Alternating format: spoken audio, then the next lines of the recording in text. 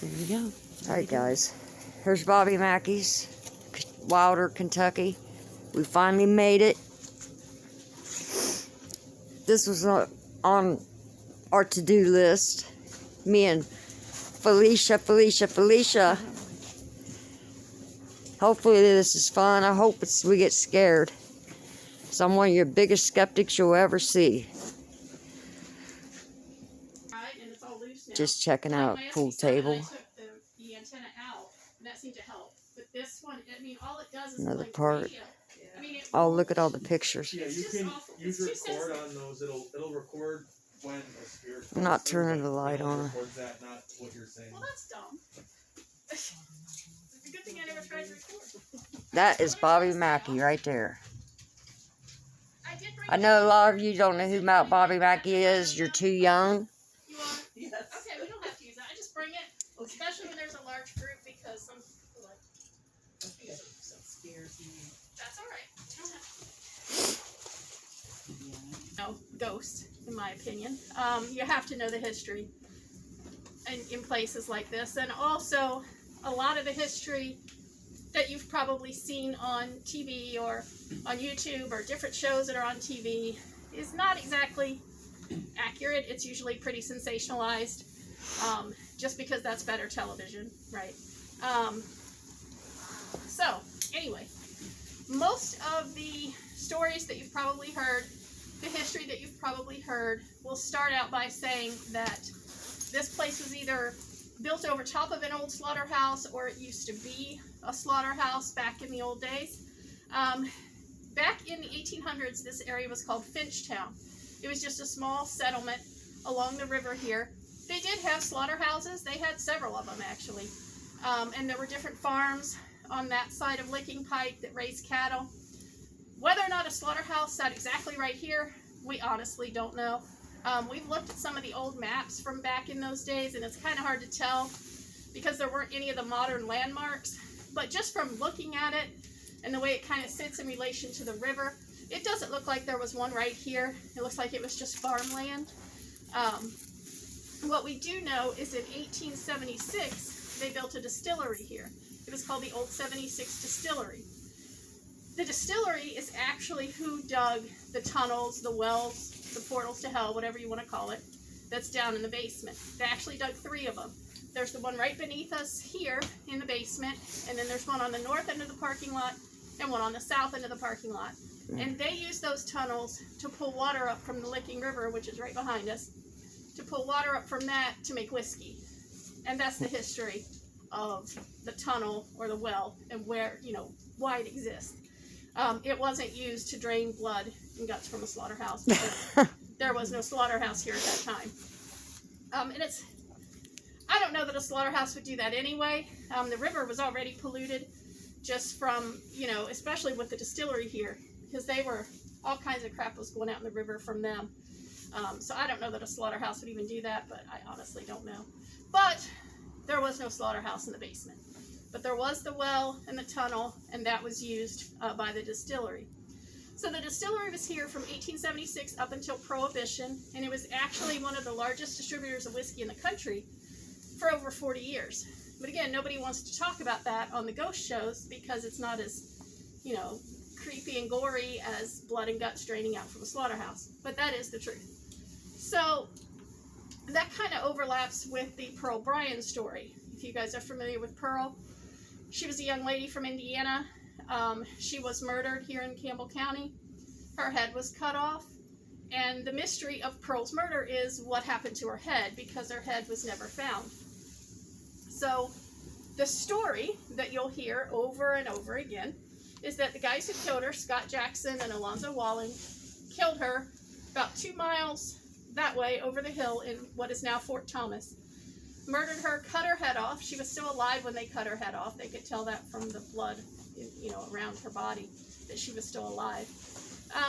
And then the story is that they brought her head here to the slaughterhouse, went down in the basement, threw her head down the well.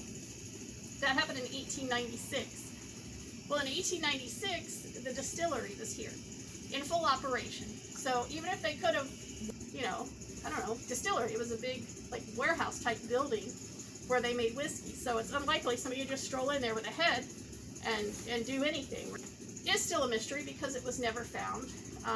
I think what happened, Scott actually had a small suitcase, like a handheld suitcase. It actually belonged to Pearl. It's what she had carried her clothing in when she came to Cincinnati to meet him. She had brought her clothing in a small bag. He actually, excuse me, took that bag, emptied it out, and then a couple days later, he gave it to a bartender over in Cincinnati and said, "Here, can you hold this for me?" The bartender says, "Yeah." And then he hears that Scott's arrested, so he's like, maybe I should do something with this bag, like turn it into the police maybe. So he did, turn it into the police. And when they opened it up, there was blood inside of it. So it's likely Pearl's head at some point was in that bag. The bag is actually at the Campbell County Historical Society on display over there. It's kind of cool. They have a couple things. Didn't mean to stop on you guys. Sorry.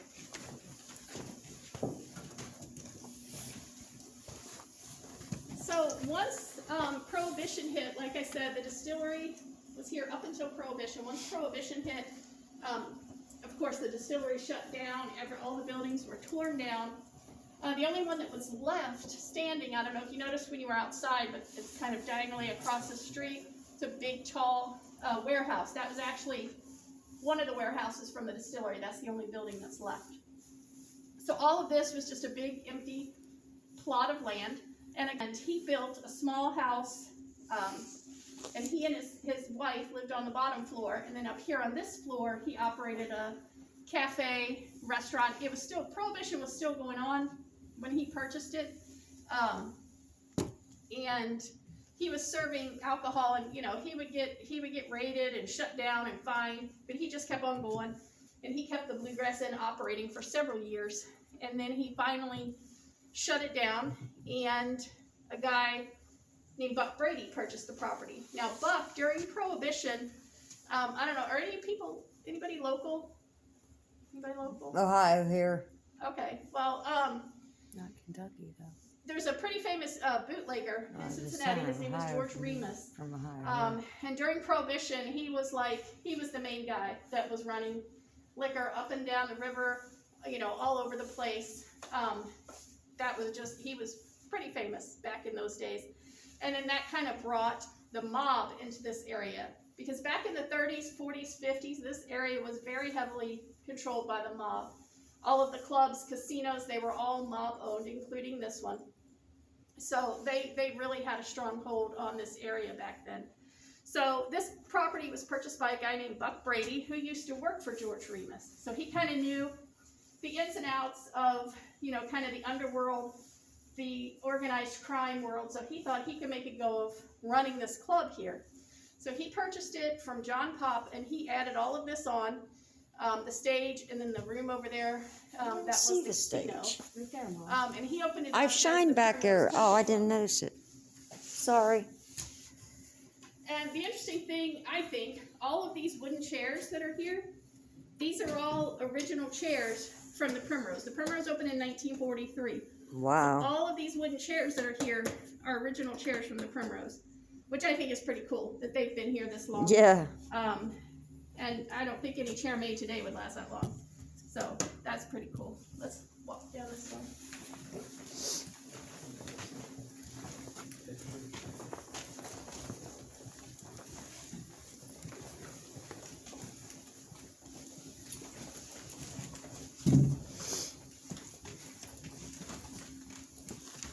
Oh. Oh, I would have got to tell you when we were back there. I don't know why I'm so There we go. scatterbrained. Better picture of the stage. So, do you guys know who Carl Lawson is? Have you heard about Carl? He was the caretaker here. Yeah, I watched the videos on it. Yeah, he actually lived here upstairs in the apartment, which I'll show you where that is in a little bit. He lived up there for 13 years, and he kind of... Oh, sorry. I thought I shut it off. He took care of the place, just kind of did odd jobs, fixed things, took care of the place. But while he was living upstairs, he felt like that the evil spirits in this building were trying to take over his body. And it got so bad to the point where he felt like he needed to have an exorcism performed. So he did. I guess that was back in probably the early 90s when that was done. And the room we were standing back there, where the windows are, that's actually where they did the exorcism, in that room back there. Oh, wow. It's on YouTube if anybody ever wants to watch it. Oh, yeah, I've watched it. It's awful. hard to watch, yeah, but, it's awful. But yeah. So Carl had his exorcism performed back there. That room back there, there's some of these heavy metal chairs like these over there, and a lot of times you'll hear something like kind of like that, where it sounds like somebody's picking it up and letting it fall back down. And a lot of times we'll hear that when I think somebody just did that on purpose. Right here is probably one of my favorites. So right here where this brown pole is with the thermostat on it, back when the Primrose first opened in the 1940s, that area there was the men's bathroom. And what's currently the men's bathroom was an office. So in 1943, the club had only been open for a few months. Two guys got in a fight there. One guy got hit, fell down, hit his head on the radiator, and died on the floor of the bathroom there. And that was in 1943. Now that is a true story. I've seen the newspaper articles about it. I know the guy's name. I'm not going to say his name right now because over the last year, all of a sudden, I mean, we've always heard kind of in this area, we'll be able to sometimes hear just audible male voices. Not through a spirit box or recorder or anything. We just hear men talking. Kind of sounds like they're in another room. You'll just kind of hear like, brrr, and you can't really make out what they're saying. But in the last year or so, the guy who died in that bathroom has been saying his name through spirit boxes and people's EVP recorders. I've heard his name several times. I don't know why all of a sudden he's starting to come through. So I don't want to tell you his name right now because I don't want to put it in your head. But if we do happen to get any name from anywhere tonight, it'll be interesting to see if that's him. But yeah, this area here is usually pretty active, especially for voices and whispers and things like that. The stage area, it's been a while, but we used to get quite a bit of activity coming out of these stage doors here. All that does is kind of go just in a little circle, half circle behind the stage there. There's really nothing back there. But we used to see a lot of shadows poking in and out of there. One time, I had come out, there's a room right there that we're going to go in a little bit. I had come out of that room right there, and I saw what looked like somebody walk out of there and walk right up to this microphone like they were going to sing. And, I mean, they just walked right up to it. It was just a black figure. Scared the crap out of me. My first thought always my first thought is, oh, I forgot to lock the front door. Because you got idiots like that think the bar's open and they're just going to walk in or something. So that's always my first thought is like, oh man, I didn't lock the door and somebody's come in and now they're on the stage because we're not supposed to be on the stage. But yeah, there was nobody there because he disappeared pretty quickly. So yeah, we usually, a lot of shadows come out of those stage doors. I'm still waiting for someone to play the drums. I always ask them, you know, if there's anybody here, please play the drums for me. Okay, I'm on my way. I'm kidding. It's never happened. The only thing I've ever heard is you see the Mountain Dew bottle up there? A couple of times I've heard what sounded like tapping on a glass bottle. Could be anything, but it's kind of weird that it came from this direction, and that Mountain Dew bottle's been up there for years. Wow. And I've heard that kind of tapping, like somebody tapping on it with a drumstick or with something, just that light glass tapping. All right, let's head over this way. Watch out for this step right here. Steps up, Felicia. I'm glad you did. Can you see? Felicia? Yeah, I can see. Watch out here, there's some cords that I'm I watching don't this thing. know. You hear me? Huh? I'm watching this. Hey, what's it mean when your thing goes up to yellow? You remember we read the paper about it. In this place, it's hard to tell.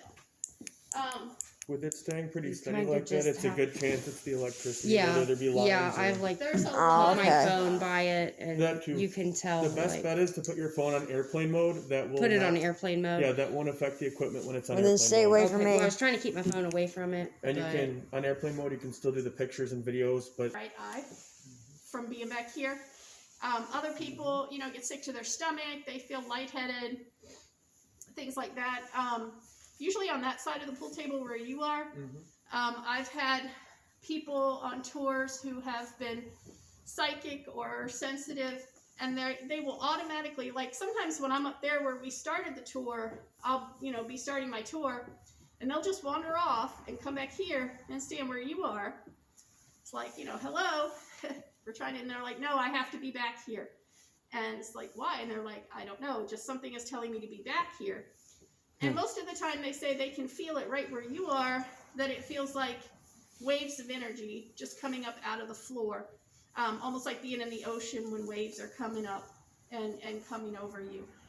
So they feel, and I've had several people tell me that they feel like that is the actual portal into this building rather than the well, which is what most people think. The well is where all the demons come from and all the spirits come from the building or come into the building.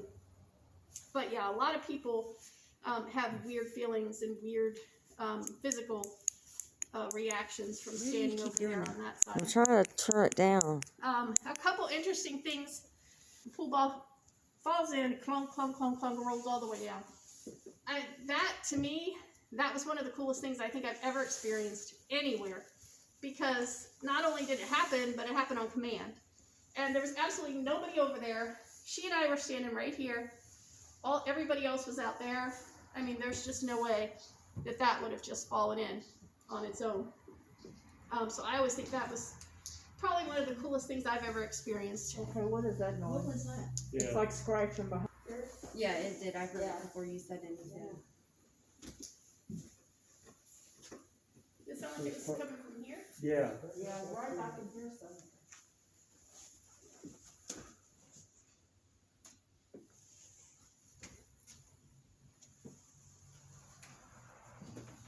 I'm gonna make a loud noise. So don't freak out. Okay. That was them doing that. Is in case there's critter. Yeah. And that would make him run out.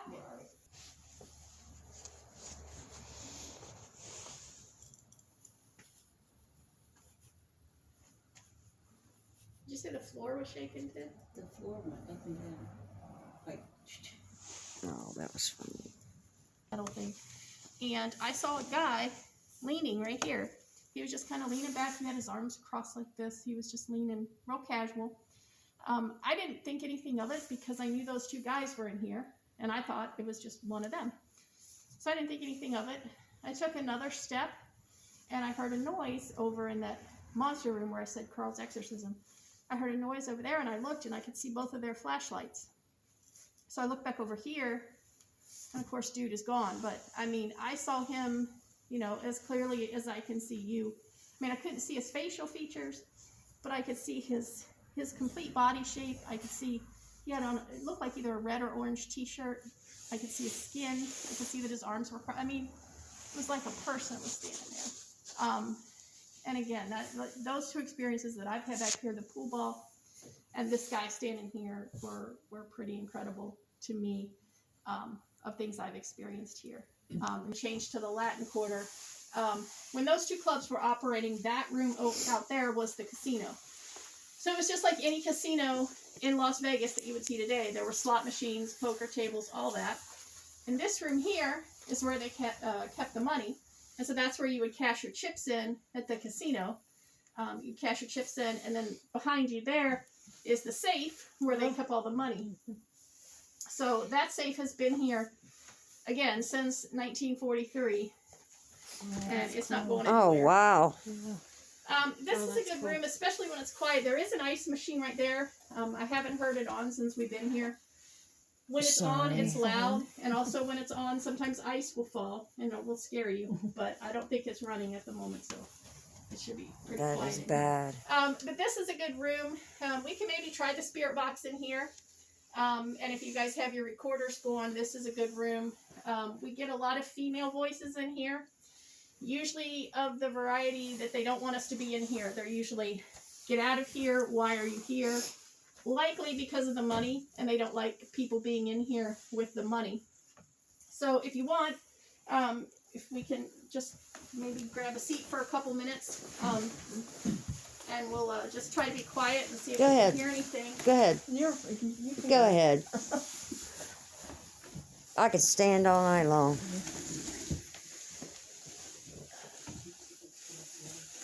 Felicia Ann, you want to sit down? I'm right here. Well, we look like morons setting up, standing up. Who had the REM pod? Is that you guys? That is me, yes. Do you still have it? Yes, I do. So I was thinking maybe if we like set it out there, like while we're in here, and For sure. maybe, Anywhere specific out there would you like it? I don't know, maybe like on the dance floor.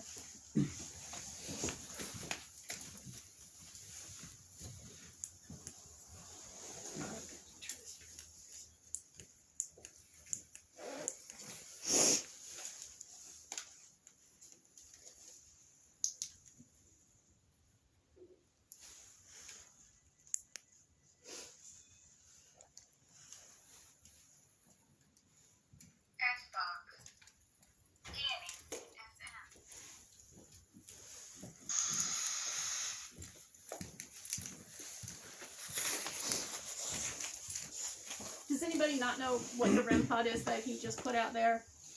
Do you want to explain Yeah. it to them? So the REM pod is, well, pretty much what it is an antenna that comes off the top. The closer you get to the antenna, the more lights will light up, the higher pitched it'll be. If you would go and actually touch the antenna, it's a really high pitched beep that's really annoying. But we use that to communicate to this with the spirits. We'll ask them, if you're by that piece of equipment there, can you go close to the antenna or touch it and light it up for us and show us if you're there. Sometimes we do yes or no questions, but it's a nice piece of equipment. We had a lot of activity yesterday with it when we were somewhere else. So Where were you yesterday? we were at the Octagon Hall. Oh, wow, okay. I was there, gosh, a long time ago. That's a cool place. Yeah, tomorrow's Waverly. So Oh, wow. we'll see how that goes. Somebody had a Waverly shirt. Yeah, There you go. we love Waverly. Yeah. We have an overnight there tomorrow. Yeah. Awesome. So, if anybody's out there, we just set a piece of equipment on the dance floor. If you could walk over to it, none of us are out there, we won't bother you. But if you could just walk over to it and let us know that you're here.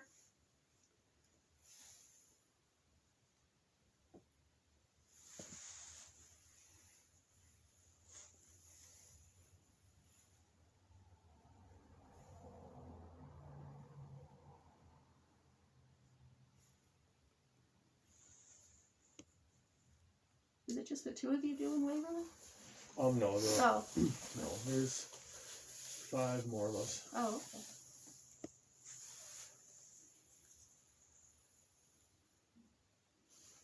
Let me try this thing. It usually works a little bit better in the basement, but we'll give it a try here.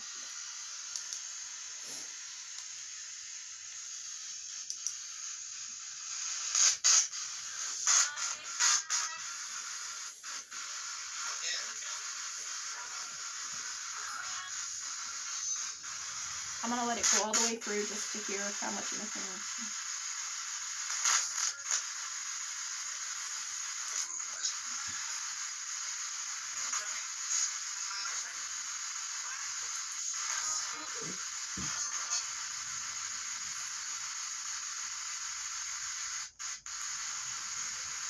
Is there anybody in this room with us tonight that would like to talk to us? My name's Laura. Can you tell me your name?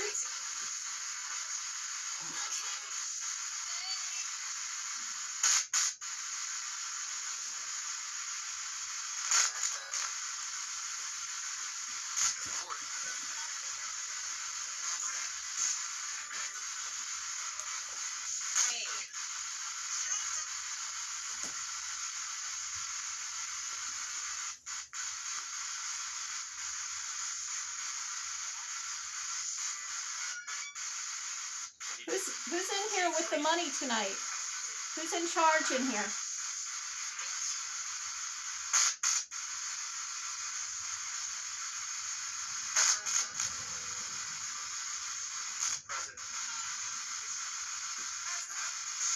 President. Did you hear that? Oh, my God.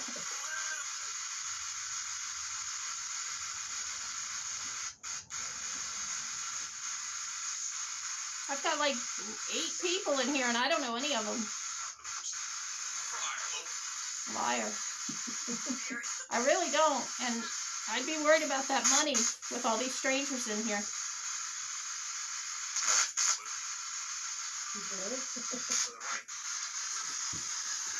Move to the right.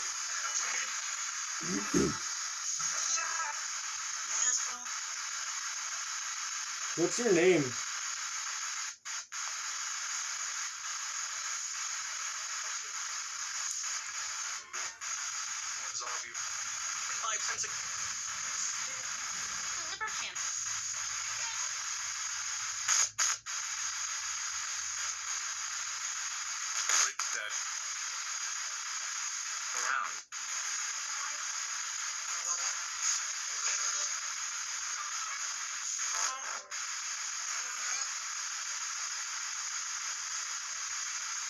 How much money do you keep in that safe?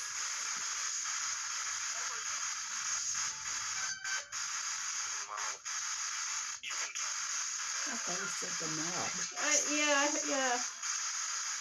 I thought it said a lot, but it's very similar sound.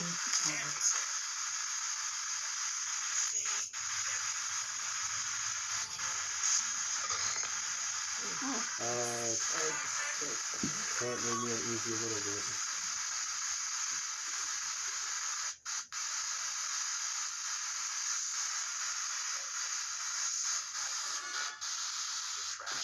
Trash.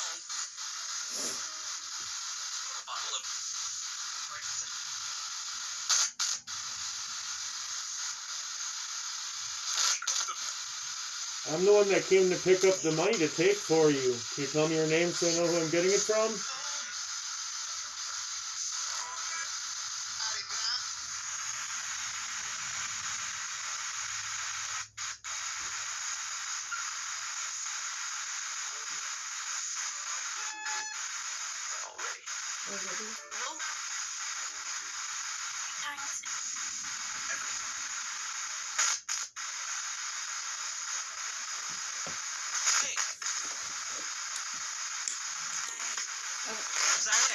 Something just passed in front of us. There was a shadow. What? There was a shadow that passed right.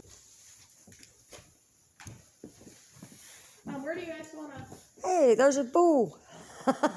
Typically, a lot of times when I have a larger group like this, I'll split everybody up. Yeah. But honestly, I think because we have people with equipment and plus, if you want a better investigation, it's better if we stay together. Because when people are over there and over here and over there, it's just too much. You know what Hard I to mean? keep up with. So why don't we just kind of all make a decision and go somewhere together? We can either go in there or we can stay over here, and I'll go turn that light off. And we'll see what's going on. I'm just really interested in that well. We'll get there. I know. So where do you guys want to go? Wherever you guys want to go. Yep, it don't matter to me. If you want, kind of maybe in the front of the main room over there. We can start over there, and we can always move. And I'll go hit that light off.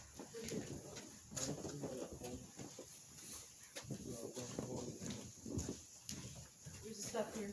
Be careful. Felicia, I need to restart it. I know, and I don't want to get lost in this.